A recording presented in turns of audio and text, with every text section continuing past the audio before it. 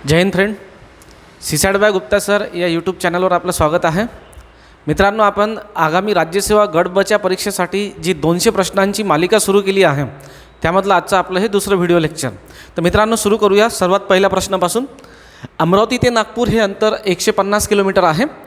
एक ट्रेन सकाळी 11 वाजता अमरावतीहून नागपूरकडे 120 किलोमीटर पर आवर वेगाने निघाली. दुसरी ट्रेन 30 मिनिटांनी त्याच दिशेने 150 किलोमीटर पर आवर या वेगाने निघाली. तर अमरावतीहून किती किलोमीटर अंतरावर त्या एकमेकींना भेटतील. मित्रांनो, डायग्राम काढायची अशा प्रकारच्या केसमध्ये युजली ठीक आहे. आपण इथे घेतलं की सर हे अमरावती आहे आणि या दिशेला नागपूर असेल. तर हे डिस्टन्स दिलं आपल्याला 150 किलोमीटर. एक ट्रेन सकाळी 10 वाजता निघाली, हे इथे घेतलं आपण 10 वाजता. ही जी ट्रेन निघाली आहे या ट्रेनचा स्पीड आपल्याला दिला आहे 120 किलोमीटर पर आवर. त्यानंतर अर्ध्या तासाने म्हणजे मित्रांनो 10:30 वाजता एक दुसरी ट्रेन त्याच दिशेने निघाली आहे आणि त्या ट्रेनचा वेग दिला आपल्याला 150 किलोमीटर पर आवर. ठीक आहे ना, समजून घ्या.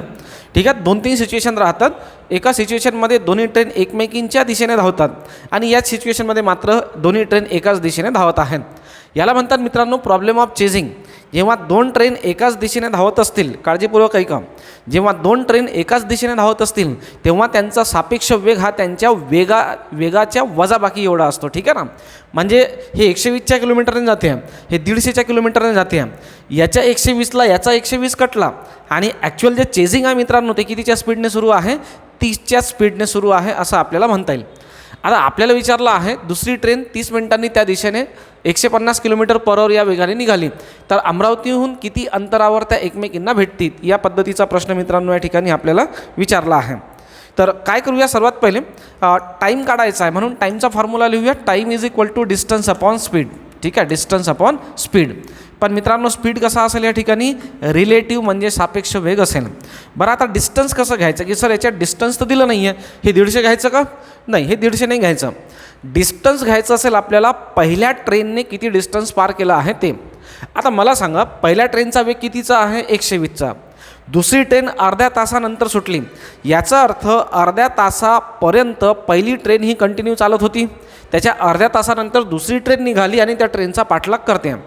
याचा अर्थ मित्रांनो जी ट्रेन पहिले सुटली आहे ती अर्ध्या तासात 120 किलोमीटर पर आवर या वेगाने 60 किलोमीटर अंतर गेली असेल. आहे ना, त्या ट्रेनचा स्पीड किती आहे, 120 किलोमीटर पर आवर, म्हणजे एका तासात 120 किलोमीटर जाते. तर अर्ध्या तासात ती किती किलोमीटर गेली असेल, 60 किलोमीटर गेली असेल. ठीक आहे ना, या पद्धतीने लिहिलं. त्यानंतर रिलेटिव्ह स्पीड कितीचा आहे, तर यांच्या वेगाच्या वजाबाकी एवढा. इथे घेतला आपण 150 मायनस 120. ठीक आहे, कंटिन्यू करा. इथे येईल मित्रांनो 60 आणि 150 मायनस 120 डिवायडेड म्हणजे भागीला करूया आपण 30. इथे कॅल्क्युलेट केलं तर 2. आपण वेळ काढतो आहे, सर्व युनिट स्टँडर्ड आहेत म्हणून या ठिकाणी केलं आपण 2 तास. म्हणजे मित्रांनो त्या ज्या ट्रेन आहेत, ठीक आहे, त्या ज्या ट्रेन आहेत त्या 2 तासानंतर एकमेकींना भेटतील. पण आपल्याला विचारलं अमरावतीहून किती अंतरावर भेटतील. आता काय करायचं, 2 तास. आता नेहमी पहा मित्रांनो, अंतर काढताना काय करायचं, जी ट्रेन चेस करत असेल ना त्या ट्रेनला विचारात घ्यायचं. जी ट्रेन चेस करत असेल त्या ट्रेनला विचारात घ्यायचं. कोणती ट्रेन, आता चेस कोणत्या ट्रेनने केलं आहे, दुसऱ्या ट्रेनने. म्हणजे दुसरी जी ट्रेन आहे ती निघाली आणि 2 तासानंतर तिने पहिल्या ट्रेनला काय केलं आहे, पकडलं आहे. म्हणजे आपल्याला जे डिस्टन्स काढायचं असेल ते कोणाच्या अकॉर्डिंगली काढायचं असेल, दुसऱ्या ट्रेनच्या अकॉर्डिंगली काढायचं असेल. ठीक आहे ना. So distance is equal to speed into time. तर दुसऱ्या ट्रेनचा स्पीड लक्षात घ्या, इथे घेतला आपण 150 आणि दुसरी ट्रेन किती तास चालल्यानंतर पहिल्या ट्रेनला पकडते, 2 तास चालल्यानंतर पहिल्या ट्रेनला पकडते. सो करेक्ट आन्सर जे आहे ते असलं पाहिजे 300 किलोमीटर. इथे जर का मित्रांनो तुम्ही 120 घेतलं आणि जर तसं काही ऑप्शनमध्ये असलं तर तुमच्याकडून चूक होण्याची शक्यता असेल. पण लक्षात घ्या, जी ट्रेन चेस करत असते, जी ट्रेन पाठलाग करत असते, फक्त आणि फक्त त्याच ट्रेनला या ठिकाणी विचारात घ्यायचं असेल. म्हणजे लेट सुटलेली ट्रेन. क्लिअर आहे ना. सो करेक्ट आन्सर या प्रश्नाचं येतो आहे 300 किलोमीटर. तर एक इझी प्रश्न आहे असं म्हणायला काही हरकत नाही. फक्त कन्सेप्ट क्लिअर असले पाहिजे की वेगाची वजाबाकी केली जाते, एकाच दिशेने जात आहेत आणि इतर बाबी. ठीक आहे ना. चला दुसऱ्या प्रश्नाकडे वळूया. एका नळाने एक पाण्याची टाकी 12 तासात भरली जाते, परंतु आता टाकीच्या तळाशी झालेल्या छिद्रामुळे 30 टाकी भरण्यात पूर्वीपेक्षा 4 तास अधिक लागतात. तर पूर्णपणे भरलेली टाकी छिद्राने रिकामी होण्यास किती वेळ लागेल. मित्रांनो आपण यावर व्हिडिओ बनवले आहेत. ठीक आहे ना, त्याची लिंक मी कमेंटमध्ये टाकेल आज. ठीक आहे की नाही, किंवा त्याची लिंक जी आहे ती आपण डिस्क्रिप्शनमध्ये टाकूया. हा टॉपिक तुम्हाला डिटेलमध्ये जर करायचा असेल तर आपल्या यूट्यूब चॅनलवरून तुम्हाला करता येईल. हा प्रश्न कसा सॉल्व करायचा, तर आपण मित्रांनो LCM मेथड यूज करतो. एका नळाने एक पाण्याची टाकी 12 तासात भरली जाते, परंतु आता टाकीच्या तळाशी झालेल्या छिद्रामुळे तीच टाकी भरण्यापेक्षा पूर्वीपेक्षा 4 तास अधिक लागतात. ठीक आहे ना मित्रांनो. ए हा नळ टाकी भरणारा आहे असं मानूया.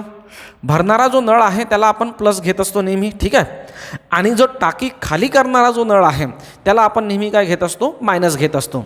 आता ए हा नळ जर सुरू ठेवला तर टाकी किती तासात भरेल, 12 तासात भरेल. एकदम सोप्या पद्धतीने समजून सांगतो पहा. टाकी 12 तासात भरेल.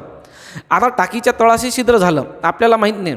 मग आपण ए हा नळ सुरू केला. ए या नळाने त्या टाकीमध्ये पाणी जाते आहे आणि जे छिद्र आहे त्या छिद्रातून टाकीतलं पाणी काय निघते आहे, बाहेर निघते आहे. ठीक आहे ना. याचा अर्थ दुसरी सिच्युएशन काय आहे की ए हा नळ टाकी भरतो आहे आणि बी हा नळ मित्रांनो टाकी रिकामी करतो आहे. आता साधं लॉजिक आहे. ए हा नळ टाकी भरत असेल आणि बी या नळाने टाकी रिकामी होत असेल तर टाकी पूर्ण भरायला वेळ जास्त लागेलच. किती वेळ लागतो आहे, तर हा असं म्हणतो आहे की 4 तास अधिक लागतात. म्हणजे आधी 12 तास लागायचे, आता लिकेजमुळे 4 तास जास्त लागतात. म्हणजे किती लागतात या ठिकाणी, 16 लागतात. ठीक आहे की नाही. 12 आणि 4 16. आता कसं सॉल्व करायचं, तर यांचा LCM घ्यायचा मित्रांनो. तो घेतला आपण 48 आणि हे काय राहते, हे टोटल वर्क राहते. या ठिकाणी आपण याला काय म्हणूया, टाकीची एकूण क्षमता. ठीक आहे ना. याला मी असं लिहून घेतो की सर टाकी जी आहे ती एकूण 48 लिटरची आहे असं लक्षात घ्या. आता टाकी जर 48 लिटरची असेल तर ए या नळाने 12 तासात 48 लिटर पाणी सोडलं आहे ना, कारण 12 तासात भरतो ना. याचा अर्थ ए हा नळ एका तासात किती पाणी सोडत असेल मित्रांनो, ए हा नळ एका तासात 4 लिटर एवढं पाणी सोडत असेल. ठीक आहे ना. 12 × 48. हे दोन्ही नळ सुरू केले तर त्या टाकीमध्ये पाणी किती पडत असेल, तर मित्रांनो 16 × 48. ठीक आहे ना. 3 लिटर पाणी त्या टाकीमध्ये पडत असेल. आता गमतीशीर बाब पहा. ठीक आहे ना. गमतीशीर बाब पहा, एकदम इझिली लक्षात येईल पहा. हा ए नळ आहे. हा ए नळ जेव्हा आपण सुरू करतो तेव्हा हा नळ ही टाकी किती तासात, 12 तासात भरते. या हिशोबाने ए या नळाने या टाकीमध्ये किती पाणी टाकलं, 4 लिटर पाणी टाकलं, कारण याची इफिशियन्सी इथे निघते 4 लिटर. ठीक आहे. टाकी किती लिटरची, 48 लिटरची. ए या नळाने या टाकीमध्ये 4 लिटर पाणी टाकलं, पण खाली असलेलं जे लिकेज आहे ते आपण सुरू केल्यानंतर एका तासात याच्यामध्ये आपल्याला 3 लिटर एवढंच पाणी दिसलं. ठीक आहे ना. टाकलं किती होतं, 4 लिटर, पण एका तासानंतर लिकेजमुळे आपण खाली डोकवलं टाकीमध्ये तर आपल्याला पाणी किती दिसलं, 3 लिटर. याचा अर्थ काय मित्रांनो, यामधलं 1 लिटर पाणी जे आहे ते बाहेर निघून गेलं आणि 1 लिटर पाणी बाहेर कोणी काढलं असेल, बी या छिद्राने. याचा अर्थ काय, बी हे जे छिद्र आहे ते एका तासात 1 लिटर पाणी बाहेर फेकते. बरोबर आहे ना. एका तासात 1 लिटर पाणी बाहेर फेकते. कसं लक्षात घेऊया, तर आपल्याला या ठिकाणी या पद्धतीने लक्षात घेता येईल. ठीक आहे ना. पहा, मॅथमॅटिकली लिहायचं असेल तर आपण इथे घेऊया ए. ठीक आहे ना. ए मायनस बी यांचं एका तासाचं काम. इथे लिहितो मी ए मायनस बी 1 तास. ए मायनस बीने एका तासात काय केलं, तर त्या टाकीमध्ये 3 लिटर पाणी ठेवलं. त्यापैकी या एने टाकीत 4 लिटर पाणी टाकलं होतं. ठीक आहे ना. याचा अर्थ काय, या बीने त्या टाकीमधलं 1 लिटर पाणी खाली केलं असेल आणि असं 4मधून 1 गेलं त्या टाकीमध्ये 3 लिटर पाणी आता काय आहे, शिल्लक आहे. याचा अर्थ काय मित्रांनो, याचा अर्थ बी हा नळ एका तासात 1 लिटर पाणी काय करतो आहे, बाहेर फेकतो आहे. किंवा मॅथमॅटिकली समजलं तर प्रॅक्टिकली समजतेच ना. ए या नळाने 4 लिटर पाणी टाकलं आणि एका तासानंतर आपण जेव्हा टाकीत डोकून पाहिलं तर आपल्याला 3च लिटर पाणी दिसलं. याचा अर्थ काय की हा जो बी नळ आहे लिकेजचा, त्याने 1 लिटर पाणी बाहेर फेकलं असेल. बरोबर आहे ना. त्याने 1 लिटर पाणी बाहेर फेकलं आहे. याचा अर्थ बी हा नळ एका तासात 1 लिटर पाणी बाहेर फेकतो. आता प्रश्न विचारला आहे, पूर्णपणे भरलेली टाकी छिद्राने रिकामी होण्यास किती वेळ लागेल. पूर्ण टाकी किती लिटरची आहे, 48 लिटरची. एका तासात 18 लिटर पाणी बाहेर फेकतो, तर 48 लिटर पाणी बाहेर फेकायला किती वेळ लागतील मित्रांनो, 48 तास लागतील. सो करेक्ट असलं पाहिजे ऑप्शन नंबर 2. ठीक आहे ना. तर सोपी प्रश्न आहे.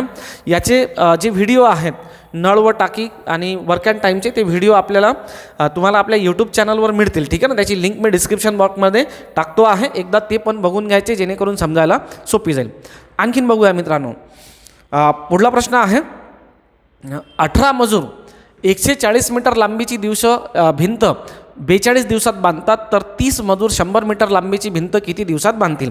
PSI STI ASO मेन्समध्ये मित्रांनो बऱ्याचदा या प्रकारचे प्रश्न विचारले जातात. तर मला वाटते की काय करायचं, तुम्हाला तो फॉर्म्युला माहिती असला पाहिजे. एक तर त्रिपदी मांडता यायला पाहिजे किंवा मग MDH फॉर्म्युला माहिती असला पाहिजे. काय आहे MDH फॉर्म्युला आहे M1 D1H1/W1, ठीक आहे ना, इज इक्वल टू M2D2H2/W2, ठीक आहे ना मित्रांनो. हा आहे आपला फॉर्म्युला. M म्हणजे सुरुवातीला लावलेले माणसं, M2 म्हणजे नंतर लावलेले माणसं, D म्हणजे दिवस, H म्हणजे तास आणि W म्हणजे वर्क. बस मित्रांनो व्हॅल्यू पुट करा. 18 मजूर, सुरुवातीला आपण किती मजूर लावले होते? 18 मजूर.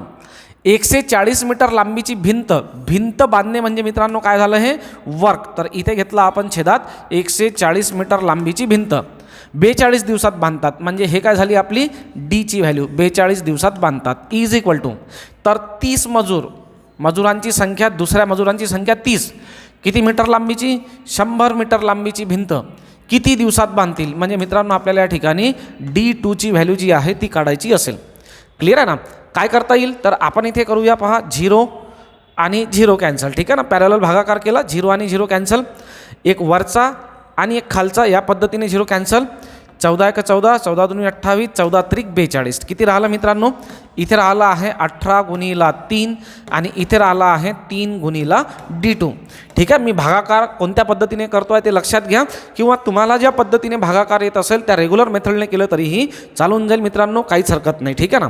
ओके, आता 3ने 3 इकडे गुणाकारात आहे, इकडे आला तर भागाकारात येईल. सो 3 × 3, शिल्लक काय राहिलं मित्रांनो? 18 दिवस. तर आपल्याला जो प्रश्न विचारला आहे, 30 मजूर 100 मीटर लांबीची भिंत किती दिवसात बांधतील, तर त्यांना लागायला पाहिजे मित्रांनो 18 दिवस, ठीक आहे ना. अगदी सोप्या पद्धतीने काढता येईल. हा फॉर्म्युला लक्षात ठेवा, हा बऱ्याच केसमध्ये लागतो आणि प्रत्येक वेळेस तुम्हाला MDHच्या व्हॅल्यू दिलेल्या असतील असं नाही. जसं या प्रश्नात फक्त M आणि D आणि Wच दिलं आहे, काही प्रश्नात M आणि H आणि W दिलं असेल, असं पूर्ण दिलेलं असू शकते, किंवा मग यामधले काही एलिमेंट दिलेले असू शकतात. तर सोपी आहे, फॉर्म्युला लक्षात ठेवायचा, इझिली तुम्हाला उत्तर काढता येईल. त्यानंतर बघा, 4000 रुपये ही रक्कम विभागून 2 वेगवेगळ्या योजनेत सरळ व्याजाने 8% व 10% दराने गुंतवली. दोन्ही योजनेतून वर्षाअखेरीस एकूण व्याज रुपये 352 मिळत असेल तर 8% दराने गुंतवलेली रक्कम किती? तर मित्रांनो सरळ व्याजावर आधारित असणारा हा प्रश्न आहे. तुम्हाला मिक्सचर अँड ॲलिगेशनची मेथड माहिती असेल तर त्याने पण सॉल्व करता येईल, नाही तर रेग्युलर मेथडने सॉल्व करून दाखवतो, ठीक आहे ना. आपल्याला म्हणतो आहे की 8% दराने गुंतवलेली रक्कम किती? तर मित्रांनो आपण काय करूया, या पद्धतीने पहा, मी इकडे डेटा लिहून घेतो. ही एकूण रक्कम जी आहे ती आपल्याला दिली आहे 4000, ठीक आहे, 4000. यामधली काही रक्कम 8% दराने गुंतवली आणि काही रक्कम मित्रांनो 10% दराने गुंतवली आहे, ठीक आहे ना. आपण असं मानूया की सर समजा 8% दराने गुंतवलेली रक्कम किती आहे? X आहे. 8% दराने गुंतवलेली रक्कम किती? X. आता इमॅजिन करा, जर 4000 पैकी जर मी 1000 8% दराने गुंतवले असते तर रिमेनिंग रक्कम जी 10% दराने गुंतवली ती किती असली पाहिजे? 4000 वजा 1000, कारण सर 1000 इकडे गुंतवले म्हणजे 3000 तिकडे गुंतवले असतील. तसंच 4000 जर इकडे गुंतवले आहेत तर 4000 वजा X ही रक्कम कुठे गुंतवली असेल? 10% दराने गुंतवली असेल. बस आता सरळ व्याजाचा फॉर्म्युला लिहायचा, त्यामध्ये व्हॅल्यू पुट करायच्या, कॅल्क्युलेट करायचं आणि Xची व्हॅल्यू काढायची, म्हणजे आपलं ॲन्सर निघेल. सर्वांना सरळ व्याजाचा फॉर्म्युला माहिती आहे, ठीक आहे ना. डायरेक्ट मी व्हॅल्यू पुट करतो, PNR/100. P म्हणजे प्रिन्सिपल, पहिले 8% वाला घेऊया, ठीक आहे. 8% दराने गुंतवलेली प्रिन्सिपल रक्कम म्हणजे X, ठीक आहे. किती वर्षासाठी गुंतवली? वर्षाअखेरीस, म्हणजे एका वर्षासाठी गुंतवली, ठीक आहे. PN म्हणजे नंबर ऑफ इयर आणि R म्हणजे रेट ऑफ इंटरेस्ट, किती टक्के दराने? 8% दराने /100. एवढं व्याज मिळालं असेल मित्रांनो आपल्याला 8% दराने गुंतवलेल्या रकमेवर.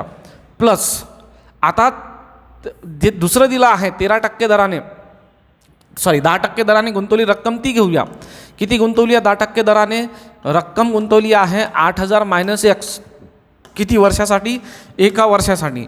किती टक्के दराने? 10% दराने / केलं मित्रांनो आपण या ठिकाणी 100, ठीक आहे ना. आता या पद्धतीने गुंतवलेली जी रक्कम आहे ती रक्कम आपल्याला वर्षाअखेरीस किती व्याज मिळून देते आहे?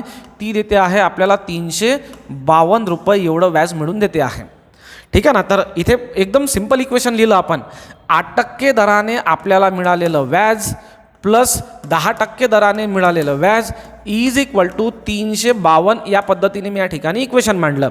फक्त 8% दराने गुंतवलेली रक्कम त्याच्यावर मिळालेलं व्याज आहे, त्याचा फॉर्म्युला घेतला आपण सरळ व्याजाचा. 10% दराने जी रक्कम गुंतवली आहे त्याच्यासाठी आपण फॉर्म्युला लिहिला सरळ व्याजाचा, बेरीज केली 352. याला कॅल्क्युलेट करा मित्रांनो. ठीक आहे, वर काय यायला पाहिजे, वर यायला पाहिजे 8x डिवायडेड बाय 100. ठीक आहे ना. इथे काय यायला पाहिजे, 10ने 8000ला गुणले. ठीक आहे ना, 8 नाही 4. ठीक आहे ना, 4000 मायनस एक्स. ठीक आहे ना, पहा 4000 मायनस एक्स. 10ने 4000ला गुणले तर इथे किती यायला पाहिजे, 40,000. ठीक आहे ना, मायनस 10ने एक्सला गुणले तर इथे यायला पाहिजे 10x डिवायडेड बाय मित्रांनो इथे सुद्धा काय असेल, 100 असेल. इज इक्वल टू करूया या ठिकाणी आपण 352. ठीक आहे ना, सिंपल आहे. आता इथे पण छेदात 100 आहे, इथे पण छेदात 100 आहे. अपूर्णांकाची बेरीज करताना छेद समान असेल तर छेद आपण कॅरी फॉरवर्ड करतो, बरोबर ना. आता इथे लिहितो मी 40,000. ठीक आहे ना, ही रक्कम लिहिली. त्यानंतर एक्समधून एक्स मायनस करा, 8x वजा 10x. तर मोठ्या संख्येतून लहान संख्या जाईल आणि मोठ्या संख्येचं चिन्ह, सो इथे यायला पाहिजे minus 2x is equal to इथे लिहिलं मित्रांनो आपण 352 या पद्धतीने. ठीक आहे ना, 352 या पद्धतीने. त्यानंतर कॅल्क्युलेट करा. ठीक आहे ना, पहा हा मायनस 2x इथेच राहील. ठीक आहे, 100ने आपण याला गुणलं तर हे होऊन जाईल 3500, याच्यावर 2 शून्य. ठीक आहे, या पद्धतीने. ठीक आहे ना, आणि 40,000 ही रक्कम तिकडे गेली तर काय होऊन जाईल, मायनस 40,000 होऊन जाईल. हे प्लस आहे ना, तिकडे गेल्यानंतर काय होईल, मायनस 40,000. ठीक आहे, लक्षात येते ना. कॅल्क्युलेशनचा जो पार्ट आहे तो तुमच्याकडून ओके असला पाहिजे. इथे मित्रांनो मायनस 2x आहे ना, याला प्लस करून टाकूया, कारण इथेही 35,200 40,000मधून मायनस करायचे तर उत्तर मायनसमध्ये येईल. तिकडलं आणि इकडलं मायनस काय करता येईल, आपल्याला कॅन्सल करता येईल. ही वजाबाकी केली तर आपल्याला या ठिकाणी मिळते आहे 4800. ठीक आहे ना, so 2x is equal to 4800. तर x इज इक्वल टू किती मित्रांनो, ठीक आहे ना, 24 दोन्ही 48. So x is equal to यायला पाहिजे या ठिकाणी 2400. आता एक्सची व्हॅल्यू जर 2400 असेल तर एक्स म्हणजे आपण काय घेतलं होतं, 4000 पैकी 8% दराने गुंतवलेली रक्कम. एक्सची व्हॅल्यू किती येते आहे 2400, आणि तोच प्रश्न तर विचारला आहे की 8% दराने गुंतवलेली रक्कम किती, तर किती असली पाहिजे मित्रांनो, 2400 रुपये असली पाहिजे. ठीक आहे ना. थोडासा ट्रिकी प्रश्न आहे, टाईम कन्झ्युमिंग प्रश्न आहे. जर तुम्हाला मिक्सर अँड ॲलिगेशनची मेथड माहिती असेल तर थोडं फास्टमध्ये सॉल्व करता येईल, पण ते थोडं समजायला कठीण जाऊ शकते. त्या कम्पॅरेटिव्हली ही मेथड इझी आहे आणि खूप रेग्युलर प्रश्न आहे, बऱ्याचदा एक्झाम्समध्ये विचारला जातो. ठीक आहे, चला समोर जाऊया. पुढला प्रश्न बघा. एका परीक्षेत 70% विद्यार्थी पेपर 1 मध्ये उत्तीर्ण झाले, 60% विद्यार्थी पेपर 2 मध्ये उत्तीर्ण झाले, 15% विद्यार्थी दोन्ही विषयात अनुत्तीर्ण झाले, तर दोन्ही विषयात उत्तीर्ण विद्यार्थ्यांची संख्या 270 आहे. तर एकूण विद्यार्थी संख्या किती.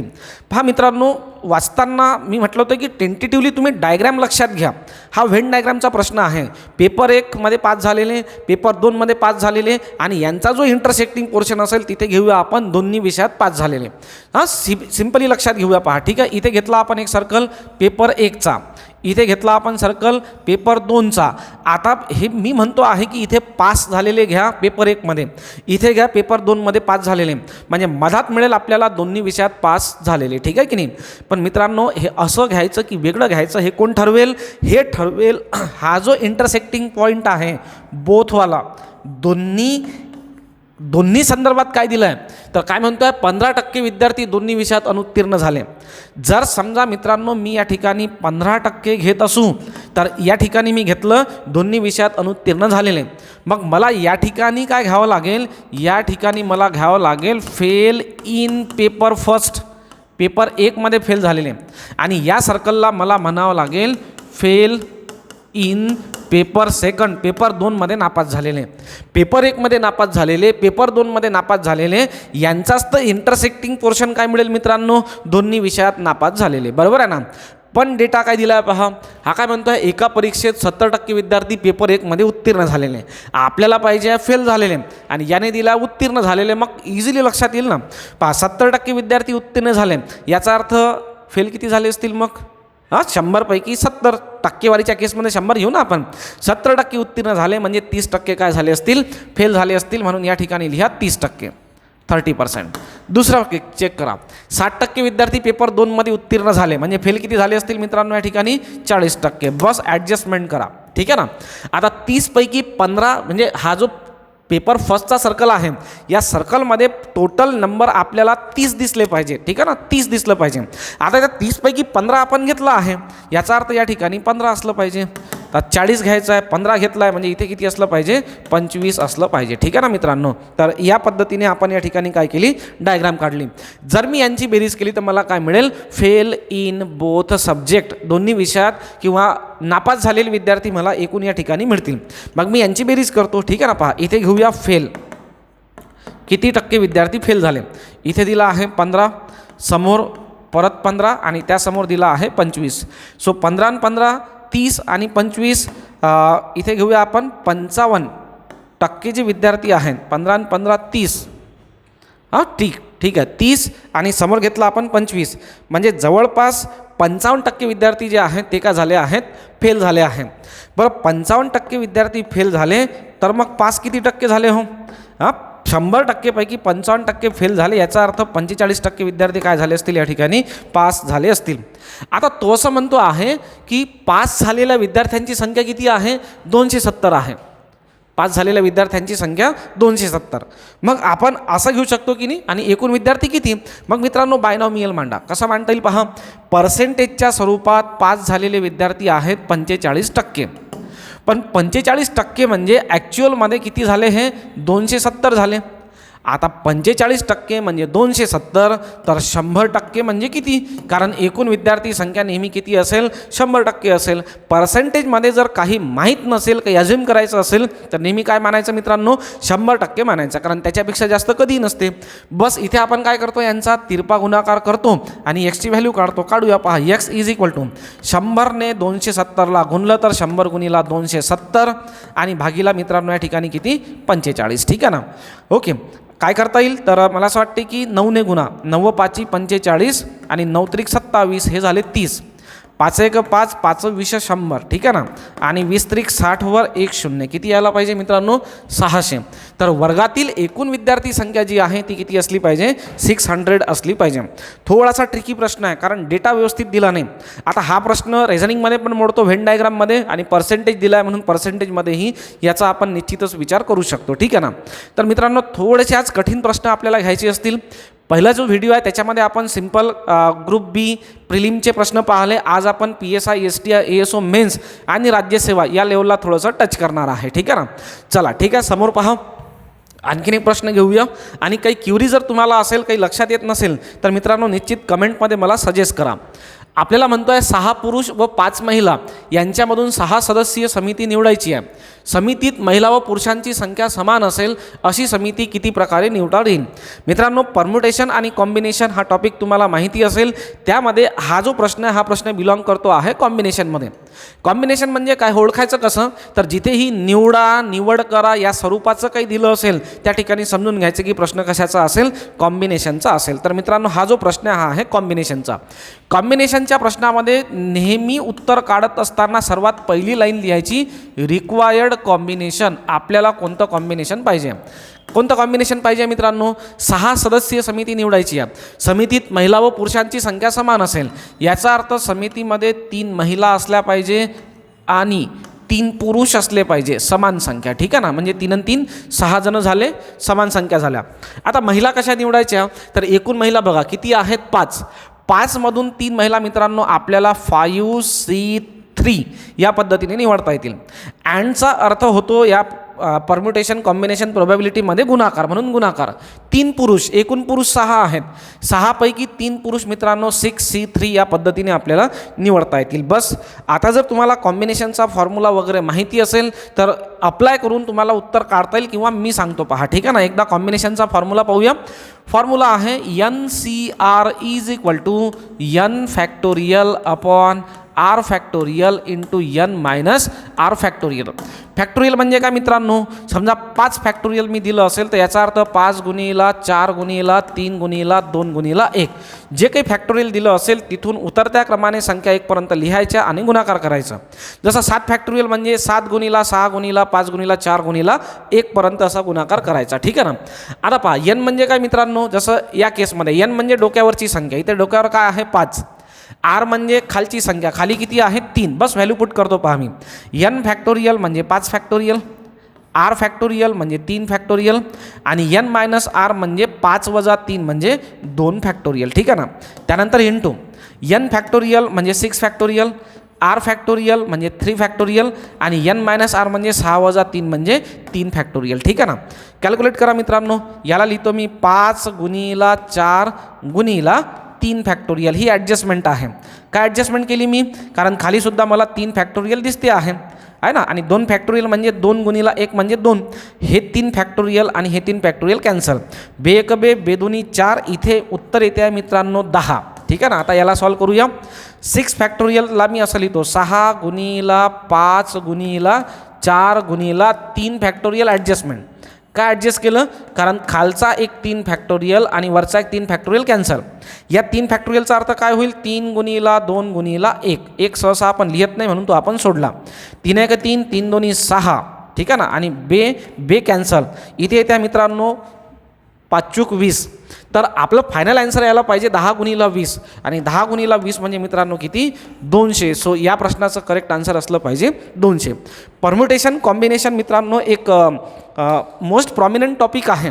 ठीक आहे ना. राज्यसेवा आहे, ग्रुप बी आहे, प्रिलिम मेन्स, याच्यामध्ये तो मोस्टली विचारला जातो. त्यामुळे तो रेडी करून ठेवा. परम्युटेशन, कॉम्बिनेशन, प्रोबॅबिलिटी या 3पैकी काही ना काही एक प्रश्न आपल्याला युजली एक्झाममध्ये विचारला जातोच. तर 3ही टॉपिक व्यवस्थित करून ठेवा. त्यानंतर आणखीन एक प्रश्न बघूया. 3 जागांसाठी 7 उमेदवार उपलब्ध आहे. या 3 जागा एकूण किती प्रकारे भरता येतील असा प्रश्न आपल्याला विचारला आहे. तर मित्रांनो हा जो प्रश्न आहे हा आहे परम्युटेशनचा प्रश्न. ठीक आहे ना. मागचा प्रश्न कॉम्बिनेशनचा होता, हा परम्युटेशनचा प्रश्न आहे. परम्युटेशनचा प्रश्न आपण फॉर्म्युल्याने सॉल्व करू शकतो किंवा फॉर्म्युला यूज न करता लॉजिकल मेथडनेही आपल्याला हा प्रश्न काय करता येईल, सॉल्व करता येईल. पहा काय म्हणतो आहे, 3 पोस्ट आहेत. ठीक आहे ना. 3 पोस्ट आहेत, 3 जागा आहेत. आपण असं म्हणूया, एक असेल डेप्युटी कलेक्टर, एक असेल DYSP आणि एक असेल तहसीलदार. ठीक आहे की नाही. या 3 पोस्ट आहेत. आपल्याकडे उमेदवार किती आहेत मित्रांनो, 7 आहेत. आता आपण 7 उमेदवाराचा इंटरव्ह्यू घेतो आहे. आता अवायलिबिलिटी चेक करायची. ही जी पहिली पोस्ट आहे, या पहिल्या पोस्टसाठी किती उमेदवार अवायलेबल असतील, 7 उमेदवार अवायलेबल असतील. ठीक आहे ना.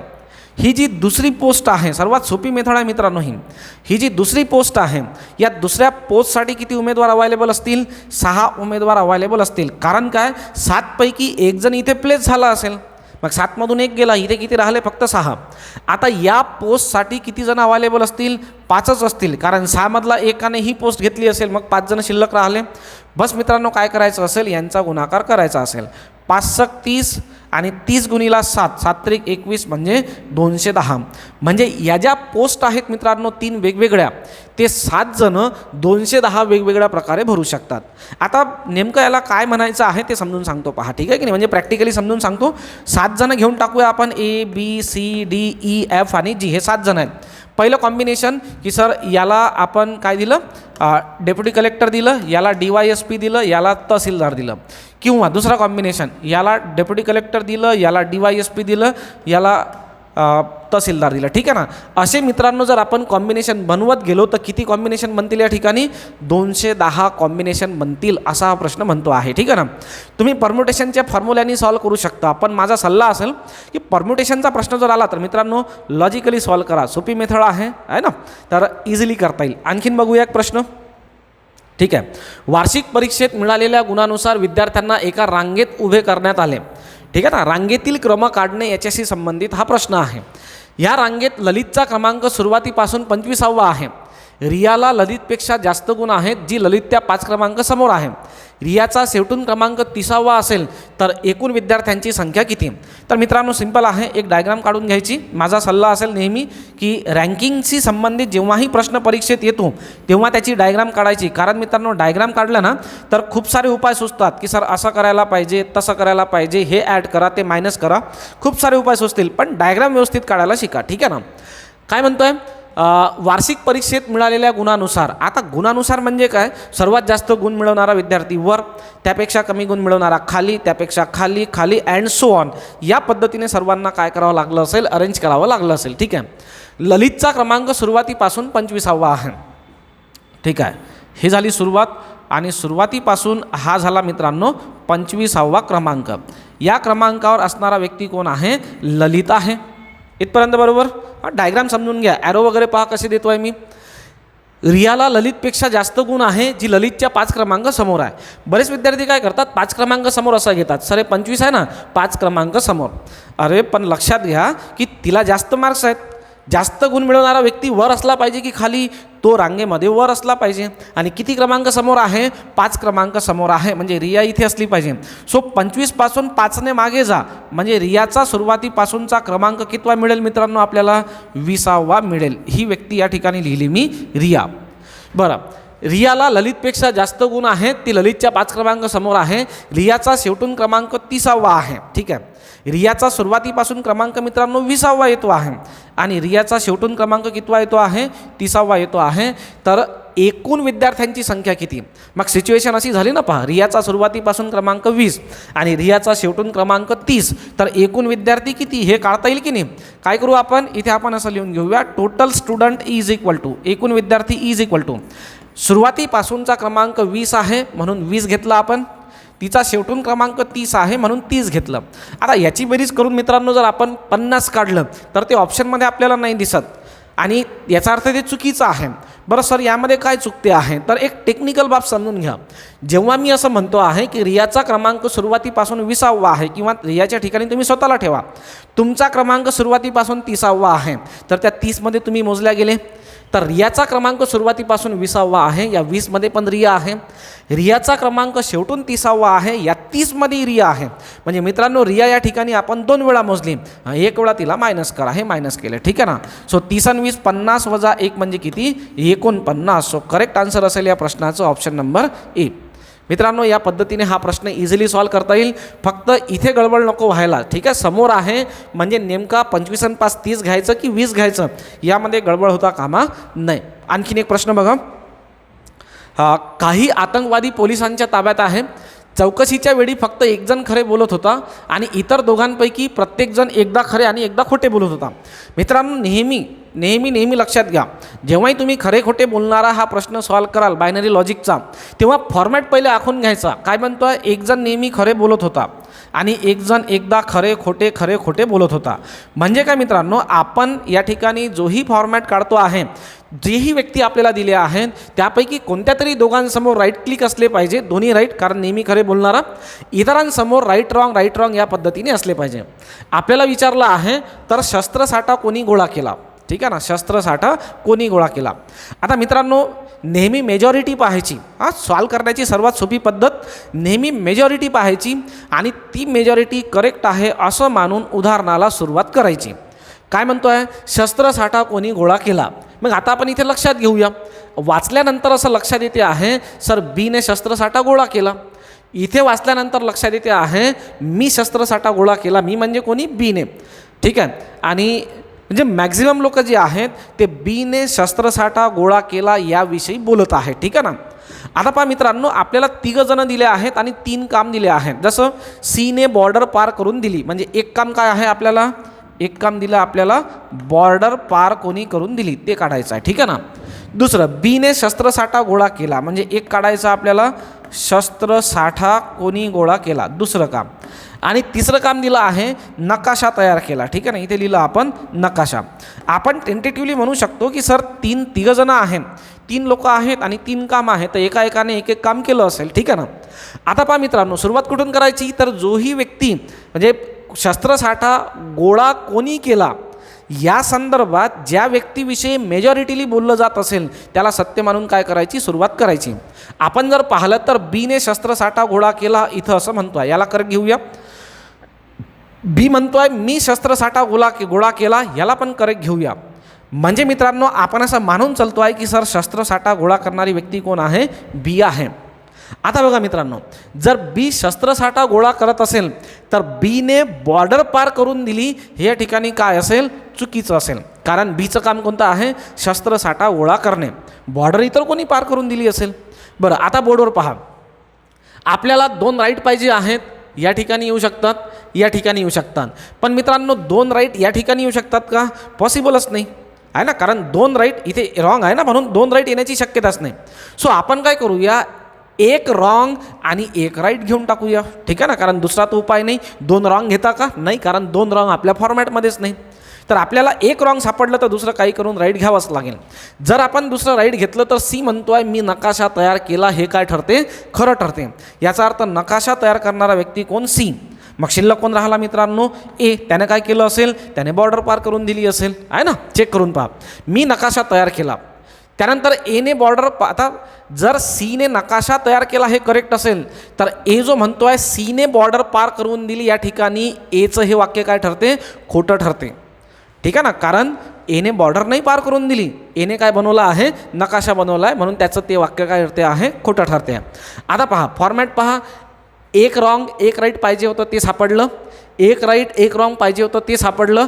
आता काय शिल्लक राहिलं मित्रांनो? दोन्ही राईट राहिले. तर आपण जर बीचं पहिलं वाक्य राईट घेतलं तर एने बॉर्डर पार करून दिली हे या ठिकाणी करेक्ट ठरते आणि आपण काढलेल्या कॉम्बिनेशनमध्ये काय निघते आहे? तेच निघते आहे. तर इझी सोपी पद्धतीने आपल्याला सुरुवात करता येईल. कुठून सुरुवात करायची? मेजॉरिटीली ज्या व्यक्तीविषयी ती बाब केरा संदर्भात बोललं जात असेल तिथून मित्रांनो सुरुवात करा आणि फॉर्मॅट निश्चितपणे ड्रॉ करा. पहिले फॉर्मॅटच ड्रॉ करायचा सर्वात पहिले आणि तो फॉर्मॅट इथं कसा लावता येईल याचा विचार करा. सो करेक्ट आन्सर येतो आहे शस्त्रसाठा कोणी गोळा केला? तर मित्रांनो शस्त्रसाठा बीने गोळा केला आहे असं आपण म्हणू शकतो. ठीक आहे ना. आणखीन एक प्रश्न बघूया. 29 मुलांच्या रांगेत राकेशचा क्रमांक डावीकडून 17वा आहे आणि हरीचा क्रमांक उजवीकडून 17वा आहे, तर त्यांच्या मधात किती व्यक्ती असतील? मित्रांनो आपण आत्ताच एक प्रश्न रँकिंग अँड काउंटिंगचा पाहिला आहे, त्यामुळे हा प्रश्न तुम्हाला मी असाइनमेंट म्हणून देतो. याचा ॲन्सर तुम्ही कमेंटमध्ये मला सांगा आणि पुढच्या व्हिडिओ लेक्चरमध्ये आपण याचं एक्सप्लेनेशन घेऊन टाकूया. ठीक आहे ना. त्यानंतर बघा एक हा प्रश्न आहे डिस्टन्स अँड डायरेक्शनचा. एने त्याच्या घरापासून चालायला सुरुवात केली, तो पूर्वेकडे 20 मीटर चालला. बस डायरेक्ट डायग्राम काढायला सुरुवात करूया. ठीक आहे. हा घेतला आपण स्टार्टिंग पॉईंट. एने त्याच्या घरापासून चालायला सुरुवात केली, तो पूर्वेकडे 20 मीटर चालला. पूर्व दिशा ही टेन्सिल तुमच्या माइंडमध्ये क्लिअर असेल. 20 युनिट वगैरे लिहित बसायचं नाही. ठीक आहे. तेथे त्याला त्याचा मित्र बी भेटला. ते दोघेही त्याच दिशेला 10 मीटर चालत गेले. इथे ए आणि बी दोघांची भेट झाली आणि समोर मित्रांनो ते 10 मीटर चालत गेले. आता इथे ए आणि बी दोघी आहेत. ठीक आहे. नंतर ए हा डावीकडे तर बी हा उजवीकडे वळला. पहा बोर्डवर असं चालतो आहे. ए हा डावीकडे, डावा म्हणजे कुठं जायला पाहिजे मित्रांनो? तो वर. आणि बी हा उजवीकडे, उजवीकडे म्हणजे बी कुठं जायला पाहिजे? खाली. हे इथे लिहितो मी. ए असा वर गेला आहे आणि बी असा कुठं येतो आहे? खाली येतो आहे. ठीक आहे. ते अनुक्रमे 2 व 8 किलोमीटर चालले. म्हणजे हा जो ए आहे हा ए चालला असेल मित्रांनो, लहानसं घेऊन टाकूया. ठीक आहे ना. 2 म्हणजे लहान. ए जो आहे तो 2 चालला आहे, 2. आणि बी जो आहे तो किती जातो आहे? 8 जातो आहे. ठीक आहे. इथे लिहिलं आपण 8. पुन्हा बी डावीकडे वळून 4 मीटर गेला. हा इथं सध्या बी आहे, हा डावीकडे वळेल म्हणजे इकडे जाईल. किती गेला आहे? हा गेला आहे 4. ठीक आहे. बी हा डावीकडे वळून 4 गेला. सध्या बी जो आहे तो इथे असेल असं मानूया. त्यानंतर उजवीकडे वळून 5 मीटर गेला. आता तो असा चालतो आहे. उजवीकडे वळेल म्हणजे कुठं जाईल? खाली जाईल. खाली किती गेला आहे? तो 5 गेला आहे. इथे लिहिलं आपण 5. ठीक आहे. आणि आपल्या ऑफिसला पोचला. तर मित्रांनो हे कोणाचं ऑफिस झालं? बीचं ऑफिस झालं. त्यानंतर ए हा उजवीकडे वळला आणि 12 मीटर चालत जाऊन त्याच्या ऑफिसला पोचला. सध्या ए या ठिकाणी होता. त्याचा उजवा हात मित्रांनो इकडे. किती जायचं आहे? 12 जायचं आहे. तर मी इथून इथपर्यंत घेतलं 4, खाली 4 म्हणून वर सुद्धा 4. ठीक आहे ना. हे झालं 4. 12 घ्यायचं आहे ना. 4 आपण घेतलं तर समोर किती घ्यावं लागेल आपल्याला? 8 घ्यावं लागेल. इथे असला पाहिजे मित्रांनो एचं ऑफिस. ठीक आहे ना. So diagram must be perfect, symmetry must be perfect. ठीक आहे ना. पझलसारखा प्रश्न आहे की त्याच्यामध्ये डायग्राममध्ये असा डेटा दिला आहे की एक इकडे जातो आहे, एक तिकडे जातो आहे. अरेंज करा, सिमेट्री मेंटेन करा आणि कदाचित पायथागोरसही आपल्याला या ठिकाणी लावायचं काम पडू शकते. तर त्यांच्या ऑफिसमधील कमीत कमी अंतर किती? बस मित्रांनो एक ट्रिक लक्षात घ्या. जेव्हाही तुम्हाला परीक्षेत कमीत कमी असा शब्द दिसेल, समजून घ्यायचं काय लावायचं असेल? पायथागोरस लावायचं असेल. कमीत कमी शॉर्टेस्ट पॉसिबल डिस्टन्स हे जेव्हाही तो म्हणतो तेव्हा आपल्याला पायथागोरस लावायचं काम पडतेच. आता पहा पायथागोरसच्या थेरममध्ये म्हणजे आपल्याला हे काढायचं आहे म्हणजे पायथागोरस लावायचा आहे. पायथागोरस कोणाला लागतो? काटकोन त्रिकोणाला लागतो. काटकोन त्रिकोणाचा तिरपी रेष काय असू शकते? हायपोटेनियस. नेहमी लक्षात घ्यायचं.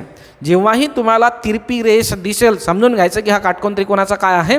कर्ण आहे. आता मित्रांनो हा जर कर्ण असेल तर बाकीचा काटकोन त्रिकोण कुठे गेला?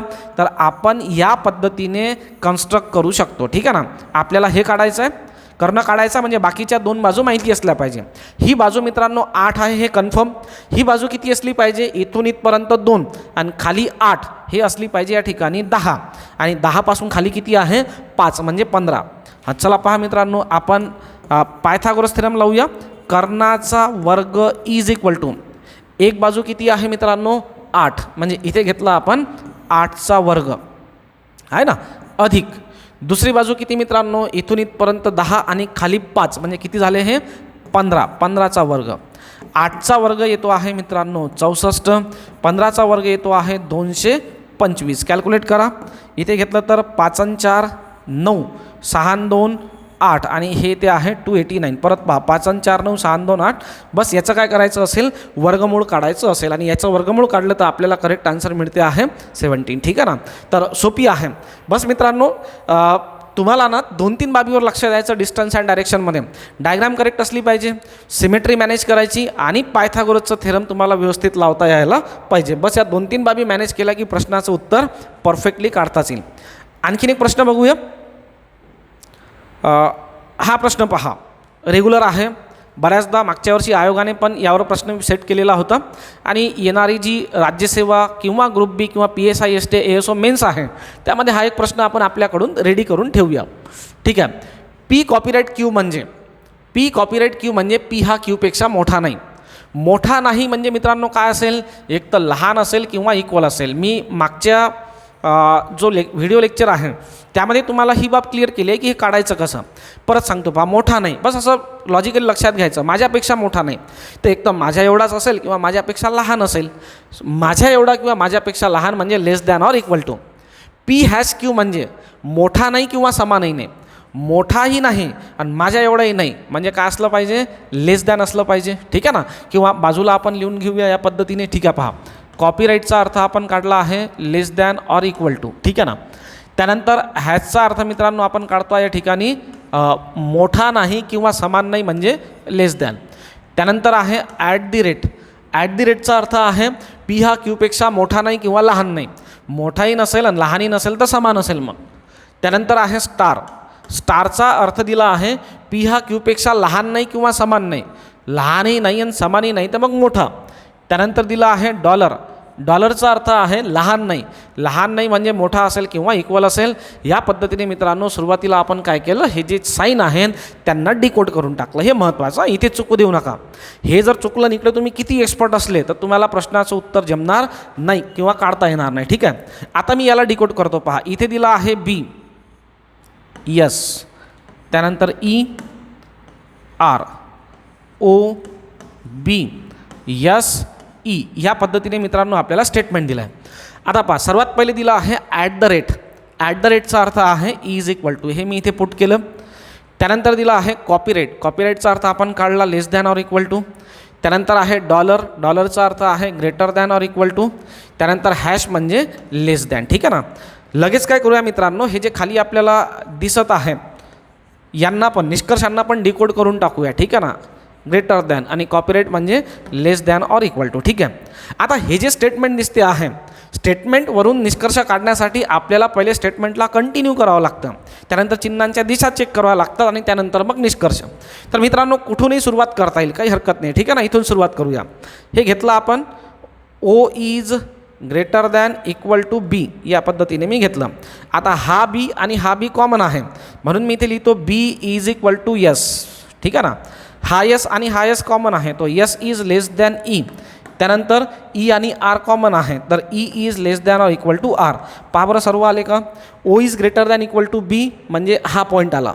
बी इज इक्वल टू यस म्हणजे हा पॉईंट आला. S is less than E म्हणजे हा पॉईंट आला. E is less than equal to R म्हणजे हा पॉईंट आला. याचा अर्थ आपण सर्व यामध्ये कव्हर केलेले आहेत. आता निष्कर्ष कोणते करेक्ट आहेत ते चेक करूया मित्रांनो. ठीक आहे. S is less than equal to O. यसपासून ओपर्यंत जाण्यासाठी चिन्हांची दिशा समान असली पाहिजे आहे. या हातावर ओ आहे, या हातावर यस आहे. ठीक आहे ना. आणि पहा यस इक्वल टू बी आहे म्हणजे बीच्या ठिकाणी मी यस ठेवू शकतो.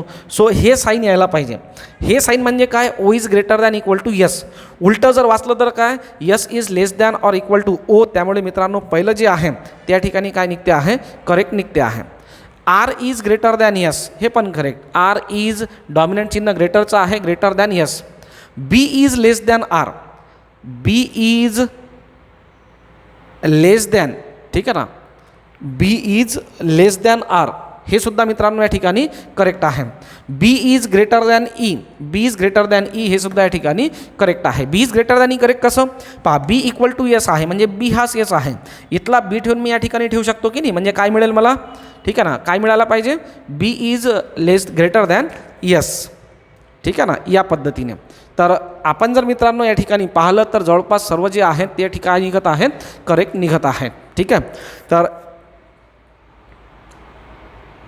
एक मिनिट याला चेक करा, ह्याचा अर्थ काढला आहे आपण लेस दॅन, ठीक आहे ना, हा इथे चुकला, हां ठीक आहे. बी इज लेस दॅन हे सुद्धा काय असेल करेक्ट, त्यामुळे प्रश्नाचं करेक्ट आन्सर आपल्याला घेता येईल सर्व सत्य. मित्रांनो सोपी प्रश्न राहतो, फक्त काय करायचं थोडंसं पॉज घेऊन टाकायचा, खूप घाई नाही करायची. कारण काय होते इथं डिकोड करताना चुकते, इथे खूप शांततेत करा. जर मित्रांनो डिकोड करताना जर आपलं चुकत असेल तर इकडे आपण किती जरी पटाईत असलो ना तरी आपण उत्तर जे आहे ते काढू शकणार नाही, ती गडबड होऊ शकते. तर मित्रांनो आजच्या व्हिडिओ लेक्चरमध्ये एवढेच प्रश्न आपल्याला डिस्कस करायचे होते.